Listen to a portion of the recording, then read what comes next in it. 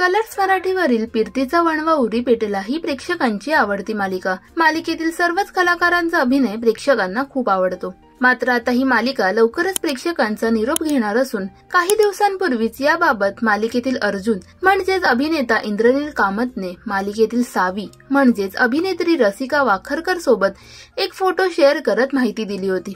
तर आता मालिकेचा शेवटचा भाग शूट झाल्यानंतर मालिकेची संपूर्ण टीम भावूक झाली असून याचाच एक व्हिडिओ समोर आला आहे।